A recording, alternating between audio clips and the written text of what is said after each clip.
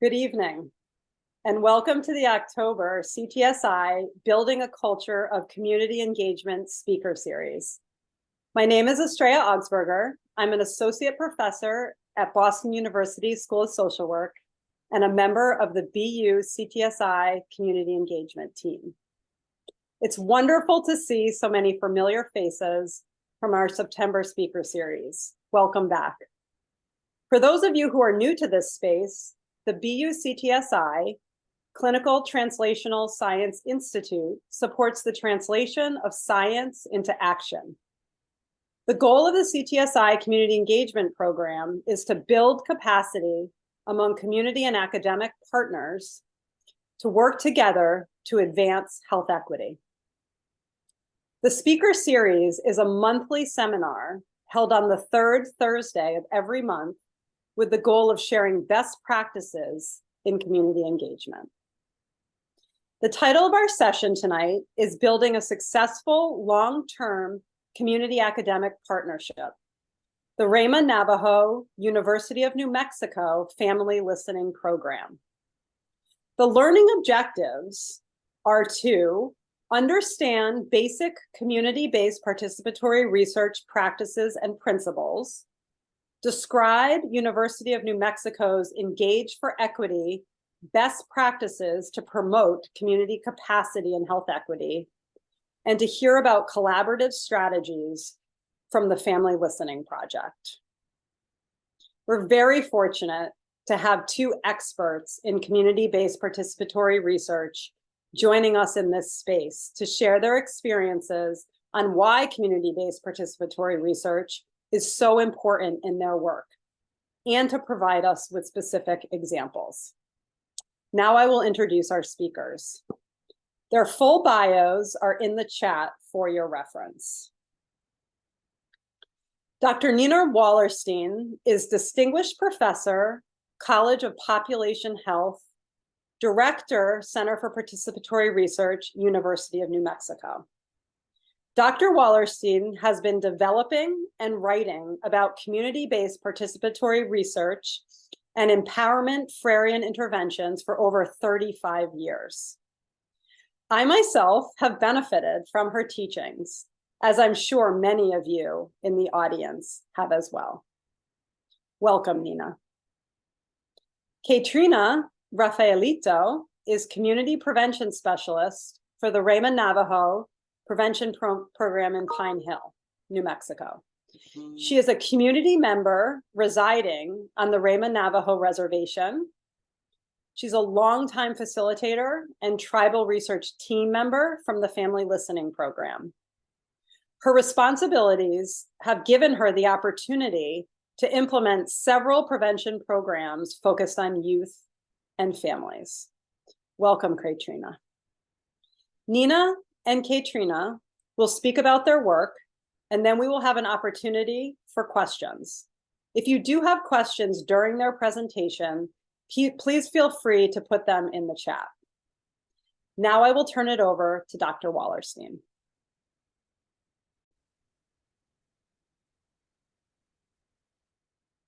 Well, thank you very much to the Boston University CTSI and to the folks who've been organizing this. It's very exciting for me to be presenting with my colleague and partner, Kayetrina Rafealito, as a prevention specialist with the Ramah Navajo Prevention Program. And we're going to be talking about our collective work with the Family Listening Program. And just to give one slide overview initially, this is our longtime effort working with 3 different tribal communities. And you can see us all together in our collective of the tribal research teams with us at UNM. We have where we started working early on before Family Listening, which started in 2005, but we started working with Jemez Pueblo and Ramah Navajo, the Band of Ramah Navajo, before that in some collective work on looking at the issues in the community, but together developed an idea that the elders were concerned that the kids were not speaking the language and were not knowing about the culture and history as much as they wanted them to. So they asked us to develop and work with them to develop a family communication, family listening, family prevention program. And we were able to get pilot funds with the Hamish of Wallerstein and Ramah Navajo, and Mescalero Apache joined in. But we have a 4-part partnership here that you can see, and we'll be talking much more about it. Before we go into family listening, however, just wanted to share a few thoughts on what CBPR has been in my work and my experiences. So as many of you know, the Kellogg Foundation really solidified an early definition of CBPR as a collaborative approach to research, equitably involves all partners, recognizing unique strengths, but most importantly begins with a research topic of importance to the community and combines knowledge and action for social change to work towards health equity. Now, much later, we, in our 3rd edition of our textbook, tried to open up this definition a little bit to say that there are collaborative efforts that could be not big NIH grants, but any collaborative effort between multi-sector stakeholders who are still using research and data and still building on the strengths of the community. And definitely, we know the importance of multi-level strategies to improve health and social equity. Now, my own recognition of CBPR came from my work from the 90s with tribal communities and understanding the distrust and the abuse of research in these communities. And this incredible saying from an Alaska Native, researchers are like mosquitoes, they suck your blood and leave. We've all heard of parachute research. Some of us have heard of drive-by research. But the importance of really recognizing that research is with communities is recognized down here in this figure. We developed in a New Mexico Disparities Center saying that participatory research is not on communities nor in community settings such as schools or homeless shelters or neighborhoods, but with community partners. And everything changes when you say with. So the key principles, of course, many of you know these from Barbara Israel and colleagues at University of Michigan and the Detroit Urban Research Center, recognizing community as a unit of identity, looking at research as a co-learning process, building capacity, and definitely balancing research and action with Meredith Minkler and colleagues trying to expand some of this definition of important principles on looking at race, ethnicity, racism, and social class, and embodying cultural humility in the work that we do. My own learning, as I've said, comes from work with tribal communities, understanding that tribal communities are sovereign nations, and therefore I have to work within the tribal systems. There are always tribal institutional review boards that I work with. The tribal government review and approval is key, not just for the beginning of the research, but also for the end and what is published. We never, for example, have published articles without our tribal partners being part of that and also getting approvals from the tribal council and the different communities we work with, the governor and the different communities we work with. Possibly they are part of a tribal IRB or they're not, but we also have tribal IRBs. We work with Navajo Nation IRB and Southwest Tribal IRB. And again, that the data belongs to the tribe. So this is a really strong set of principles that I've learned from, and I actually think should be recognized throughout all of our work. So this is just in one fell swoop, all of the multiple grants we've had. We started with a CDC grant working in the Jemez Pueblo, then worked on a community profile effort with the NARCH 1 grant, and did our first pilot of our family listing program in 2005 to 2009. And here you see the Ramah Navajo logo and the Jemez logo. We then added Mescalero Apache folks from the prevention program came to us and said, can we join you in developing this intervention and make it culturally, tribally specific for us in Mescalero Apache? Then together, we created an R01, which was an intervention study and really proved the evidence of our work, and then has led to our next R01, which is a dissemination implementation study when our colleagues, and you'll hear from Kayetrina in particular, are the coaches of the new tribes. We are not the coaches, we are not the lead anymore at the University of New Mexico. They are the lead. This is kind of just us, our tribal research teams. This is a dissemination study with Dr. Ballone being a Dene researcher at UNM, who is the lead. And we are working with 3 new communities. So here we're traveling all over the state. So you can see that our travels, Ramah Navajo is here, 138 miles from UNM, University of New Mexico. Nahatsil is even further. We go up here and then we go all the way down to Mescalero Apache. So we're and one of our core areas is to situate the program in the community's own history. So before Kayetrina joined in, we started working with Ramah Navajo in 2001, started the program 2005 with another set of elders and community members from Ramah Navajo. They developed this historical timeline, and they go back to the 1540s here. And here's the Ramah Navajo Family Listing Project. So when we asked people about their community, they didn't just start with, well, we started together here. They say our history matters. And the history became a really strong part of our family listing program. So I'm going to stop sharing the slides just to let Kayetrina talk about her own perspectives on working with us at UNM, and we're at the Center for Participatory Research, but just with UNM, and then she'll talk about more specifically her role with the Ramah Navajo Tribal Research Team. So just to allow her to share, if that's okay. Hi, everyone. I'm Kayetrina Rafealito, again from the Ramah Navajo community, and I'm the prevention specialist here at the Ramah Navajo Prevention Program. You know, I started with this family listening program back in 2016. So it's been a few years, and when I was first introduced to this program, it was just to become a facilitator because I was a member in the community. And then later on, I ended up transitioning into this position that I'm in now, which is the community prevention specialist. And now I'm not only the facilitator, but I'm also kind of like the coordinator. So I'm the one that's doing a lot of the planning for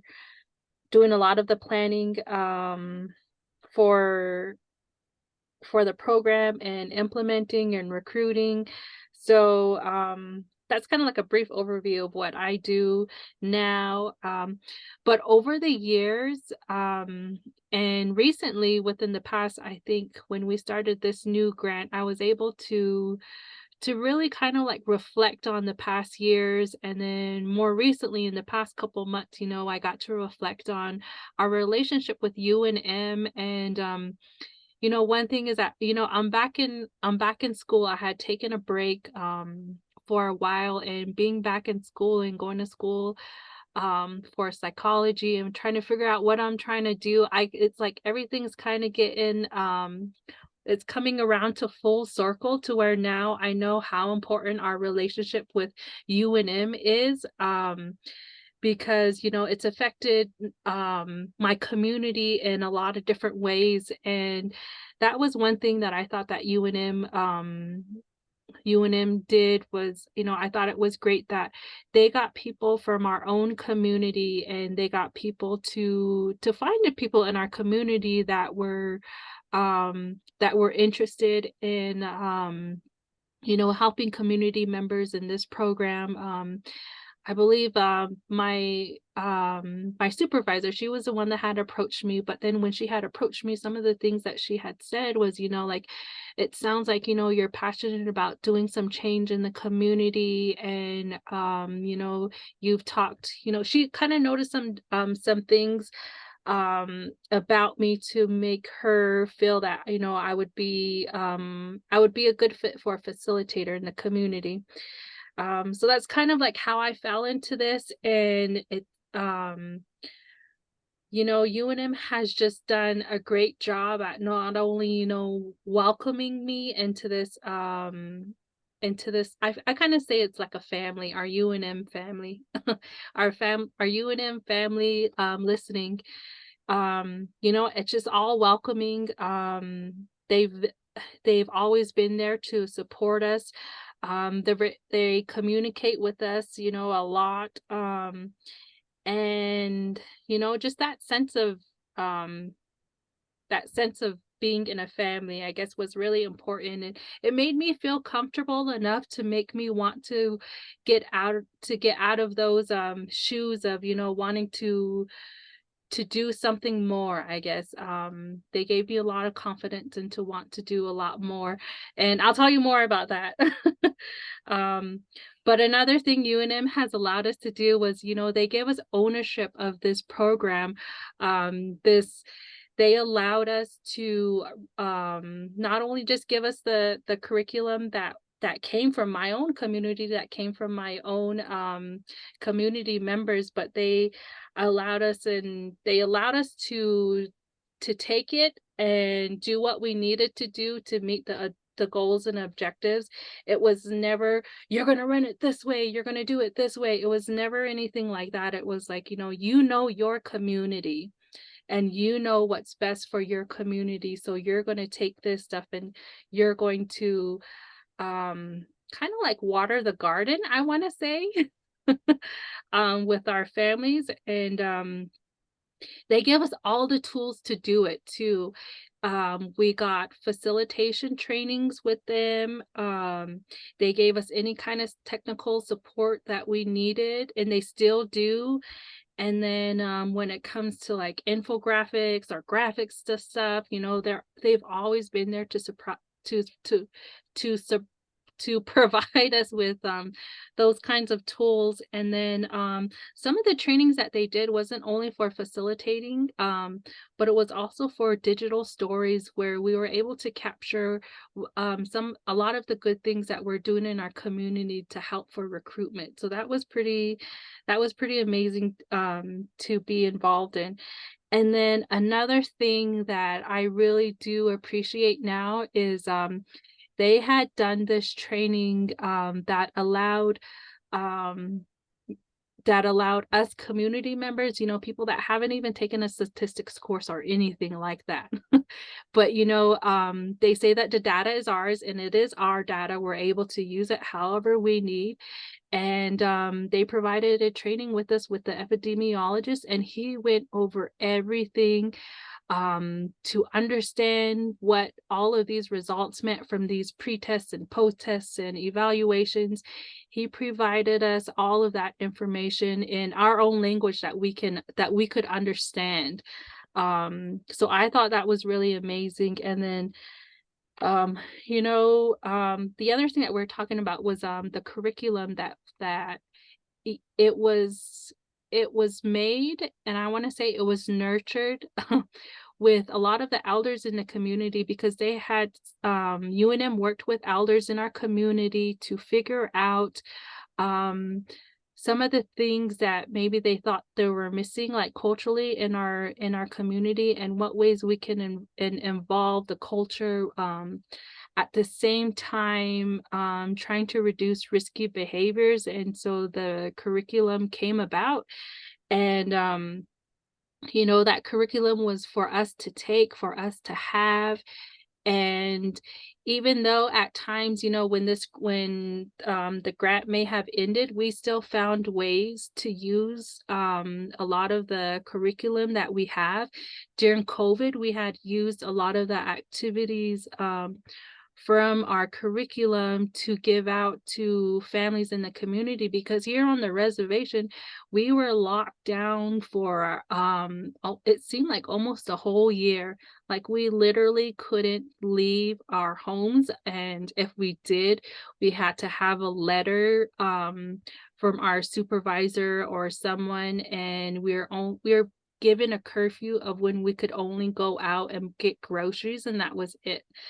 So we had tried to think about ways of how we were going to help our community. And one of the ways was using this curriculum, the family activities that we did. And we sent home some of those activities to a lot of the family members to get them, moving and to keep their relationship with their families alive and well. And then another thing, Nina had mentioned the IRB. So before this, I had never heard of the IRB or anything. But now that I'm in school, I get it now.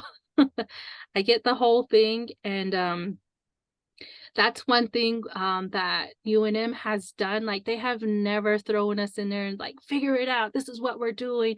It's always been side by side, just like what she was saying earlier with the CBPR, you know. But we're with the community. They've always been next to us. They've always, you know, not only leading the way, but we're right there next to them. They've allowed us to review anything that goes on in the community. They've invited us to many of the IRBs, and they're like, okay, this is what's going on. Do you feel comfortable in presenting? And if so, you know, you could. Do you guys want to add anything? And then when it comes to the journals and the articles, you know, we've always had 100% involvement in all of this stuff. And it seems like, you know, they captured a lot of the great things that happen in these various grants, and they just capture it in a good way. um and I think those are some of the reasons why our relationship with UNM is like strong, is because, you know, they've always been there for us. They've always been some of our support that we lean on, that we could look up to. And you know, if they say, you know, if you have questions, or even if it's not even about this program, if it might be something else, you know, they're always like, we're always here to help you, and they are. But yeah, so that's our relationship with you at UNM.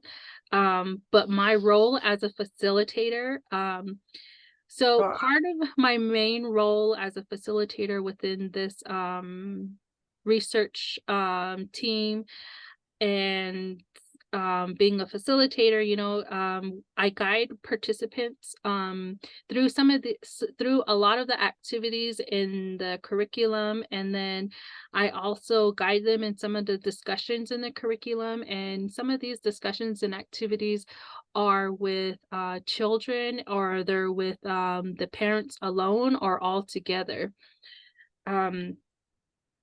So that's one of the main things that I do as my role as a facilitator.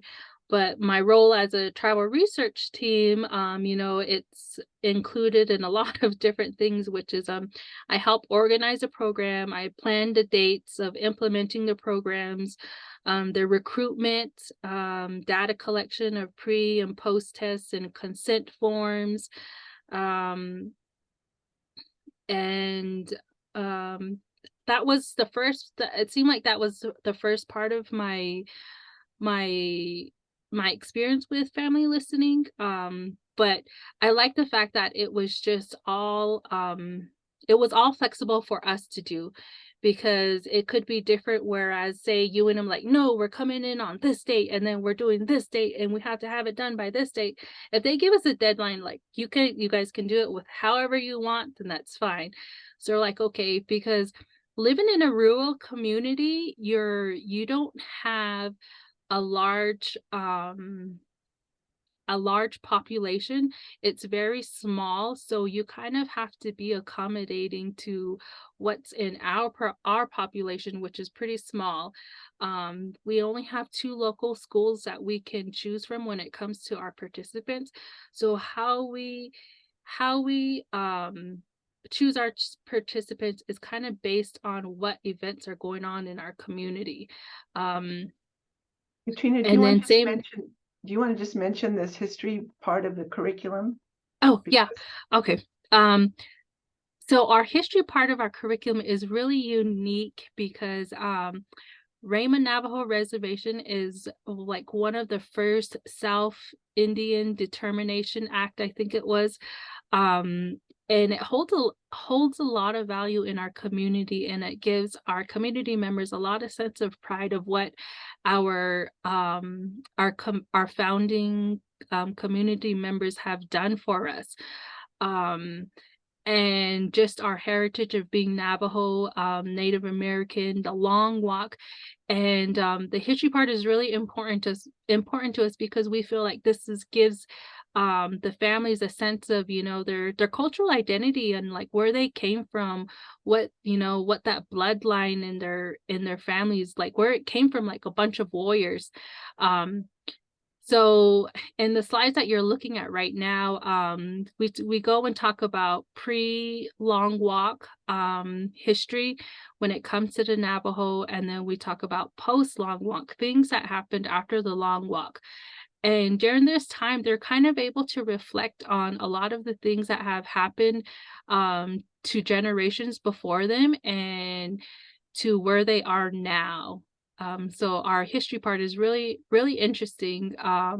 This is one that we like to take our time on, and this is done in a variety of different ways. I think UNM before had done when Nina was showing the when she was showing the history of where it all started, I think in the beginning they were able to capture some of the history with some of the community members in the community, and they wrote on these little slips, and like their interviews were all transcribed. So we kind of all get together, and then we talk about the kids read off on these little slips excerpts from the interviews of what the elders had said, of what they remember a long time ago. And our history takes up 2 sessions, but there's a lot more sessions that we get into. We talk about our own Navajo traditional way of life, vision, community changes. We talk about anger management. We talk about being different, and then making commitments and goals. And at the end of the program, we actually the families engage in community action projects, and these are all done. They can do individually as families, or they can do it together as a collective. And these were some of the ones that were done. On the left-hand side where it says doing good does you good, and they get together and they decide how they want to impact the community. So they had put up signs, and they were positive signs, and they thought, okay, living in this community, it's always everybody's always busy. Sometimes people don't have time to think about certain things. So they wanted to leave a good message out there for community members, to at least, leave something impactful. And that was one of the signs that they had done at the 4-way stop, was doing good does you good. And then on the right-hand side, these guys had participated in a trash cleanup, and this has been done a couple of times where they've wanted to do trash pickup and trash cleanup. And this particular one on the right side was done after a parade. So they had wanted to pick up trash after the parade. And then there was other ones done to pick up trash around the fitness trail, I believe. But those community action projects are things that they do at the end of the session, where they can make that difference. And those are really unique, and those are really fun to do when it comes to the families. Yeah, and then one thing I want to go into is, so I've been doing this since 2017. A lot of our participants, the children that go through this, and at the time they're 4th and 5th graders, a lot of them are transitioning into our Ramah Navajo Youth Council, and they're ready to come up, and they come up with a lot of different activities to do in the community. And it's just, when I think about it now, it's like a bunch of community action projects, one thing right after another. And I'm going to say about 50% of our youth council members come from the Ramah Navajo listening program. So that's one of the things that's really unique to see in the long run. So back to my perspective as a facilitator and a research team member, one thing that really helped me was learning and understanding what the goals and objectives were for this curriculum and the overall research on this. And at that time, I remember that the grant that we were doing was to reduce risky behaviors by strengthening family relationships. And that was one thing that I really took to heart because you know, I grew up in a not so healthy household. And so I could relate to a lot of the families that were here in my community. And I left my community after high school for a while. I joined the military. I got out. I was there for a while and I came back to my community, and a lot of my classmates, um, their families were in elementary, and my kids started going to elementary. And you know, I just had this deep sense of, you know, I wanted to do something for my community.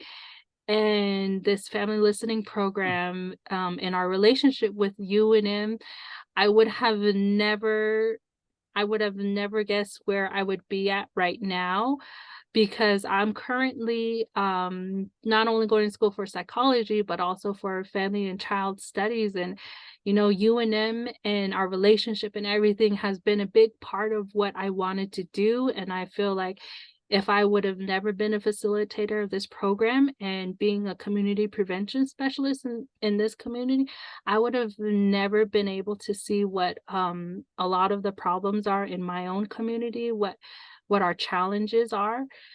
And you know, our relationship with UNM and, you know, this whole family listening program has given me a big perspective of um what's going on in my community. And it's very sometimes it kind of gets emotional thinking about the challenges that my community has gone through.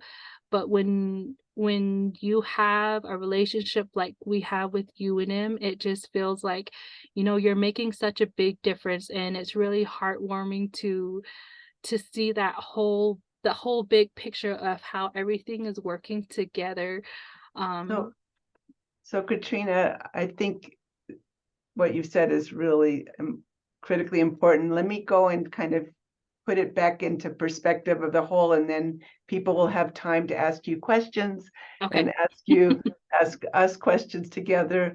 So the family listing program, just as to kind of state more specifically, it's a 12-week dinner-based program for parents, 4th and 5th grade kids, though we started adding 6th grade kids, and their elders.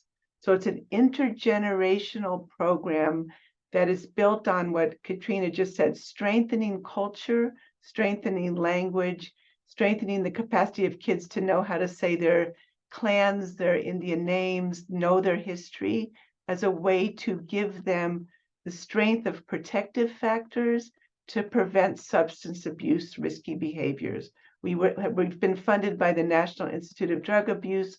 We've been funded by the Native American Research Centers for Health, NIH funding. We've been funded by now the National Institute on Minority Health and Health Disparities.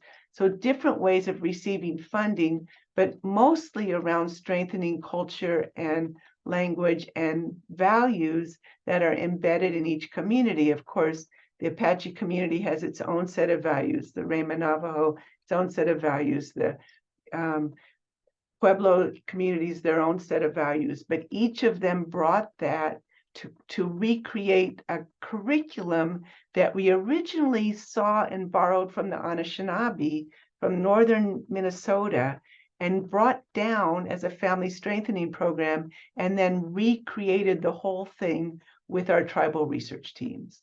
That we shared some of the, as Kayetrina mentioned, some of the anger management issues, some of the communication issues with the families, but each community put in their own way of life, their own vision, their own culture, their own language. So we have this shared curriculum that has unique components that are centered. And what Kayetrina just said is really important. They've used this curriculum that they co-created with us, and myself as an Anglo-white researcher working for many, many years in Indian country, have had to learn to listen to what is really needed from within the community. And of course, we have Native scholars, Native faculty, Native students who always work with us as well. So I get to participate and be part of it. And I really appreciate that. I want to talk just for a few more, 10 more minutes maybe, and then we'll have about 15 minutes of questions about how this fits within a larger picture of CBPR. So, and then we can have more questions back to, especially Kayetrina, I hope, about what the program really is. It's been, she didn't quite mention, but she's also been responsible for the pre and post tests and the pre and post tests a year later to follow up with the kids so that we could prove and develop an evidence-based program. That's why we received the additional R01, the additional dissemination grant with an evidence-based program. Other tribes have started to come to us and want to know about this program. And that's why we're learning how to disseminate it in the current grant. Taking you away from Family Listen right now to Engage for Equity. Engage for Equity is another long-term project that I've been involved with since 2006, and we've had 4 stages of funding. The first in 2006 to 2009. Again, just to some pilot funding from NIMHD to actually begin to think, what is the literature say about what is community-based participatory research? We developed a model, we looked at the literature, we looked at constructs. Stage 2, we got additional funding to begin to test the model, and we developed survey instruments to say, what kind of practices are there that we're doing in engagement? Does anything matter? Just do you go out in the community and it's all good? Or do you try and develop best practices being out in the community? We were able to survey 200 partnerships around the country from the NIH register, the reporter database that had a community engagement. Then we got another set of funding from the National Institute of Nursing Research to really strengthen our measurement of what best practices and outcomes. We translated our instruments into Spanish. We tested it. We were surveyed another 179 research projects across the country. Didn't matter what they were working on. Family listening happened to be one of them, actually. I don't know if, Kayetrina, you remember taking this, our national survey or not. But we asked our partnerships to do that. And then we've recently had a PCORI grant, an award to look at what institutions, what academic health centers need to do to support researchers and communities. Not just that individuals can do it by themselves, but what are the institutional barriers at our own places, in schools of medicine, in schools of public health, in academic health centers, even if we're really good human beings as individual researchers and try and create authentic partnering, our own institutions create all kinds of barriers to that. So that's where we headed in this PCORI award, and we're hoping to do more on that. We, of course, developed our CBPR model, which has a lot of dense words in it, but we tried to capture in one model the literature at the time of what's important in the context, what's important in partnering practices, how does that influence interventions, actions, research design, et cetera, and outcomes. And I often say this is my whole life in one page, but really the model is this. We know that every local context matters. That's why the curriculum has common elements in family listening, but the Apache context is different, Ramah Navajo context is different, Jemez Pueblo is different. They've created their own curriculum with their own culture and ways of life. How we partner, though, we're partnering together, and we've created an intertribal community of practice. We meet in intertribal meetings, we share our learnings, we share kind of what our challenges are in our partnering across now six tribal communities. And all of the partnering, all this model says is that the partnering influences what we do. If it's with, as Kayetrina says, then our research design will be different. Our intervention will be different. We really have focused on creating what we call culture-centered interventions, where the community members as Kayetrina said, we spent a lot of time with elders in the community to identify what they wanted in this curriculum in each of the 3 communities when we were first developing it. And then the actions, the outcomes are the kids' own self-efficacies of growing up to be strong youth council participants in Ramah Navajo. They get to say they have more capacity and they will hopefully not turn to alcohol and drugs. So this is kind of the model, just looking at it from the 4 domains. We also know that there's a new model out there. The National Academy of Medicine has just produced this new model. You might have seen it. I was part of the task force to create this new model. It has some of the core principles, and it has 4 important domains of outcomes, from strengthened partnering and alliances, expanded knowledge, improved health and healthcare programs and policies, and thriving communities. And it's a complementary model to ours, which we're saying we are creating a pathway to change, that if you really understand context, then you partner within that context, it will produce the actions you want, and the actions will then produce the health and social justice outcomes out of our research. So we feel that these are now 2 complementary models that people can draw from.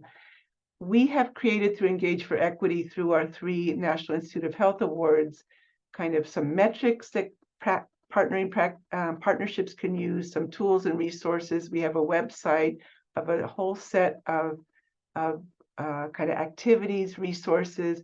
And if you see to the left, we have done surveys of 415 projects across the country to really try and identify the best practices. We've done in-depth case studies, and we have done workshops with some tools to strengthen partnering. And that's part of what we're doing in New Mexico, in developing a really pragmatic training program for collaboratives and partnering. And it's part of what our CBPR Institute does in training our people across the country in looking at what are important and what are good partnering practices. And we try and emphasize, and I'll just mention one thing that Kayetrina talked about, that we're in partnership, we're co-creating, we're learning, we're creating what we call a hybrid intervention, with some knowledge from the academy and some knowledge from the community. And we are also never doing things that we think will destroy our shared partnering. We only publish together. We have never published an article that doesn't have shared authorship, for example. That's a best practice. So here's one of our rivers of life that we've created, that's more where we draw it with colleagues from Mesclero Apache. In the middle is B from Ramah Navajo and Harriet from Jemez Pueblo, where we brought and weave together. This is one of our tools, is to weave together our histories together to really be solid in the community. This is the family listening program with 3 communities coming together to learn from each other. I'll go back to and just reiterate a few best practices that have been identified across from our internet surveys of 400 partnerships. This was the first iteration of 200 partnerships. And these are some best practices that we've published in the literature, that community is engaged in the research action in all stages of the research. So as from developing the intervention to doing the recruitment of the families, to doing the pre and post tests, to doing the help with us and interpreting the data, to kind of publishing together, that we're doing it together. That's our way of showing that the community is involved in all research stages. Written agreements, formal agreements are helpful. We have to, as working with tribal nations, have to go through all the formal approvals. Family listening has 6 approval processes. Navajo Nation IRB, Ramah Navajo, their own approval process. The Pueblo has its own approval process. We also work with the Southwest Tribal IRB for the Apache approval process. We also work with the Apache Tribal Council, and we also work with our UNM IRB. So we have multiple formal agreements on how we need to do the work. And it is a best practice because it turns the data back to the community. It turns the publishing back to the community. And then we have a commitment to what we call collective empowerment, where the community has a voice, we engage in reflection together, the intervention fits with the community, and we adopt principles together of values of how to work. This is a structural equation model of the importance of collective empowerment. It shows that relationships matter in partnering and to reach the outcomes you want, but it also shows that structural governance of how we have formal agreements, how we share money, how we share data matters, and that moves towards, and this is again published and you can get access to it. I think it's on, you've uploaded this. So just to say, we've tried to embody in family listening what we're learning in Engage for Equity. And we've tried in Engage for Equity to embody what we've learned in family listening. So, and to see what are the best practices across the nation. So I think you heard from Kayetrina in the collective empowerment bubble that all of the influence that she and her other tribal research team members and other facilitators have added to all of the work, our collective work. They've had influence. So ending here with one slide from my work in Brazil, where this says we want power, but the difference between power, queremos poder, and participation is really clear here. I do a lot of work in research and in training in Brazil, and it says in the bubbles here, I participate, you participate, he participates, we participate, but they decide. So the question is, how do we decide together is really what CBPR is all about. So I'm going to stop sharing and allow us to have a conversation, questions or discussion, and hope that this generated some thinking and some learning from community member and from me as a researcher, where I have learned so much in working with my tribal team partners. Wow. Thank you so much. This was such a powerful presentation, and we learned so much from listening to you. Kayetrina, I really appreciated how you described the development of your relationship and how you referenced it as the UNM family, and really provided us with some specific practices that were important to you to support sort of the development of that relationship. And also really appreciated how you talked about how it impacted you personally, sort of through your own personal and professional trajectory. So thank you so much for sharing that with us. And Nina, we really appreciated all of the resources and information that you provided around Engage for Equity, and also the CBPR sort of conceptual resources and other resources. We did put in the chat the Engage for Equity website, and definitely encourage you all to visit that website. I looked at it right before the presentation, and it has such powerful information about sort of best practices in partnering, and as well as I think Yorma just put in the chat some of the other resources that you shared, Nina. So thank you very much for that.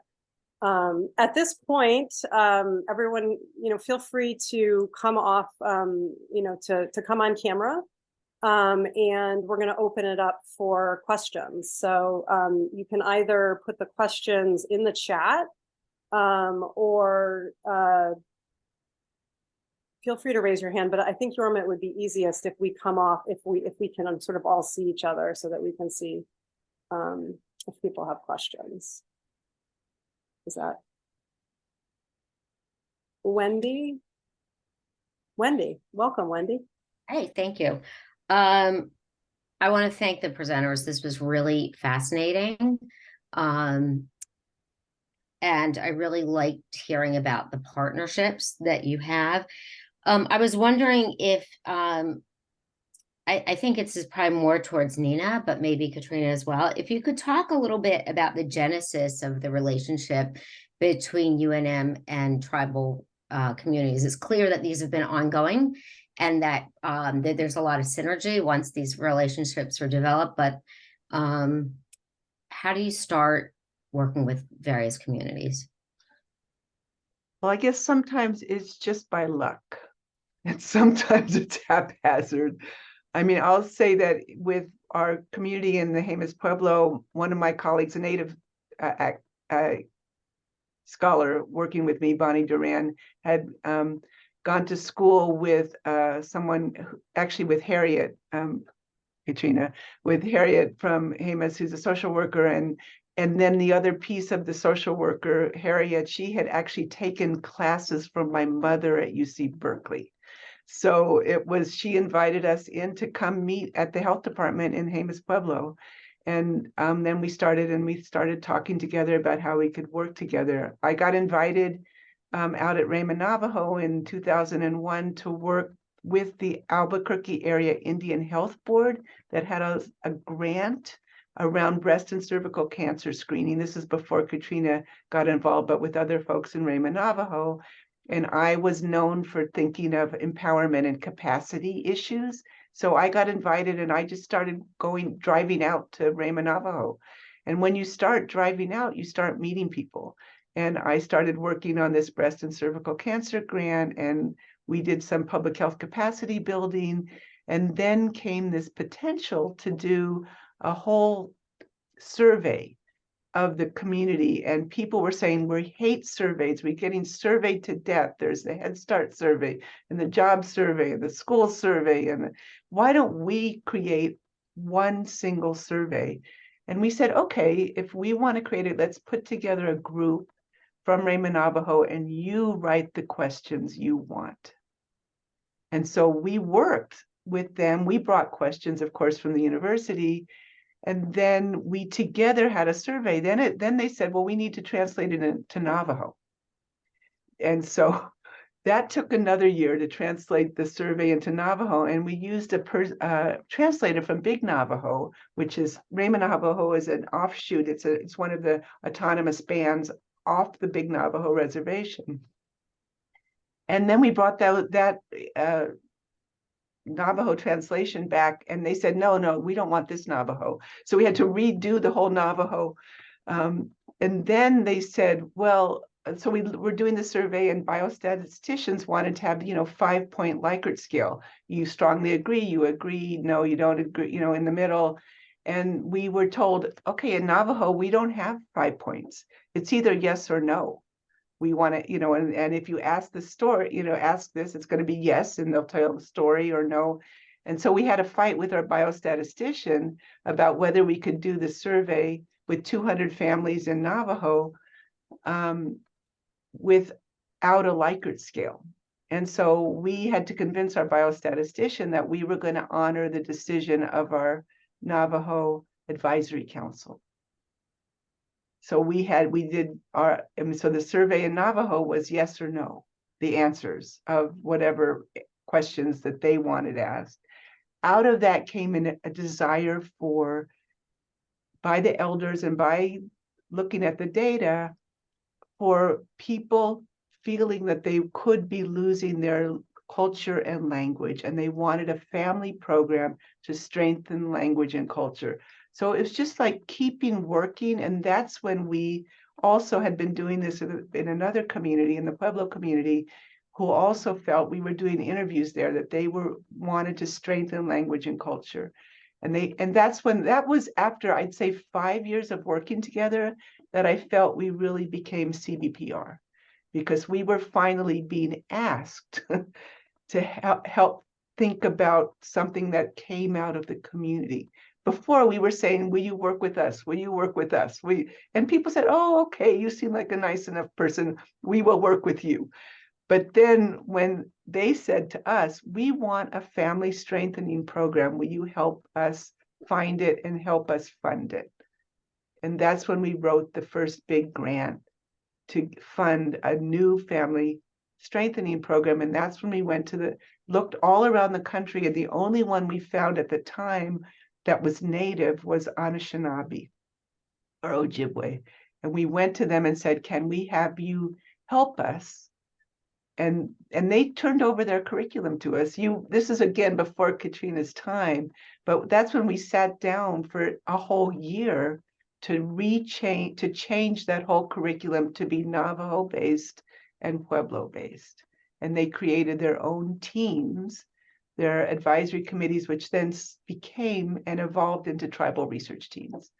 So it was a group of us at the university, myself and other Native colleagues and students and such, that kept, as Kayetrina said, even if there wasn't any grant funding, we still drove out. That was part of what we did. We just drove out and kept meeting and tried to make things happen and began to develop our family relationships. And so, and then, when new members come, like Kayetrina, she joins and becomes her own solid member. Thank you. This is terrific.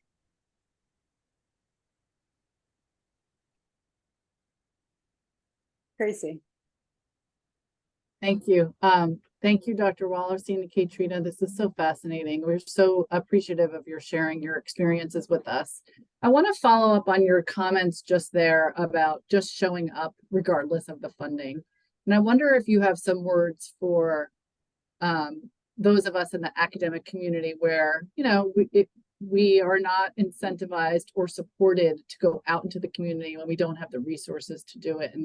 And in mentoring and sort of consulting with the next generation of investigators who want to do this work, what advice do you have for them to be able to do that? Because showing up in the community is a huge part of doing research with the community. But when it's not resourced, it makes it really challenging. I wonder if you could give us some insights there. Yeah, I don't know if I think that's the next struggle of how universities need to support sustained partnerships. And part of it is through students. Kayetrina mentioned becoming a psychology student, a family studies student, but, and saying, students are resources because you bring your own experience and history and knowledge and also connections to communities. So, I think universities and CTSIs, and I really do believe that we have at New Mexico also a clip, early on, Kayetrina, Austria mentioned that this community engagement seminar is funded by a clinical translational science institute. We do have one at UNM as well.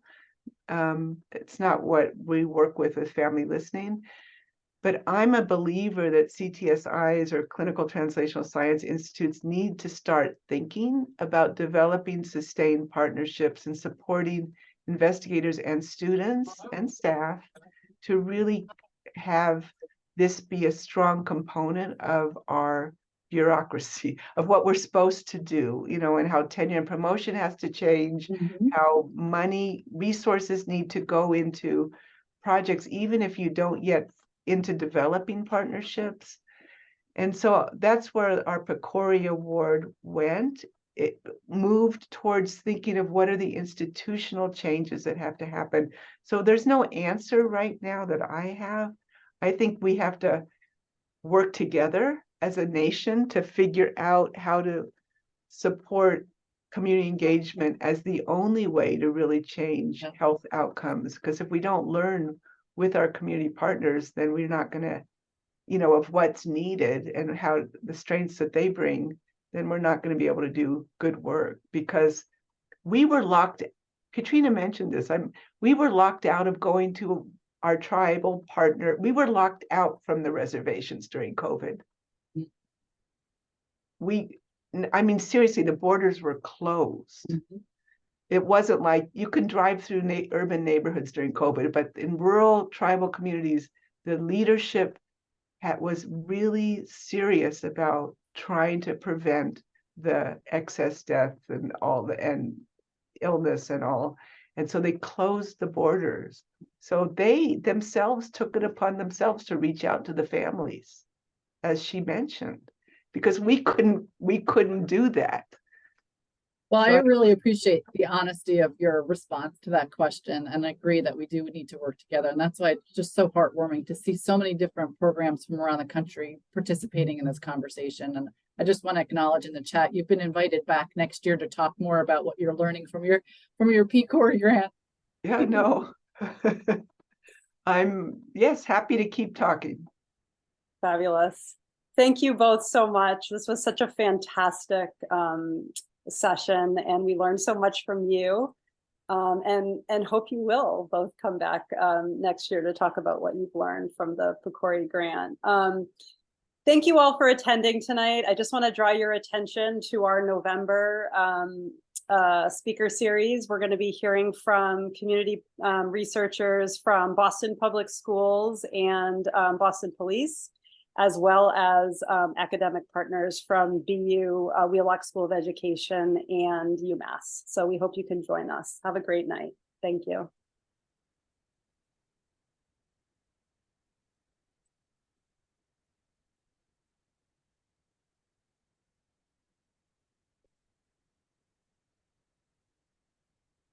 Bye.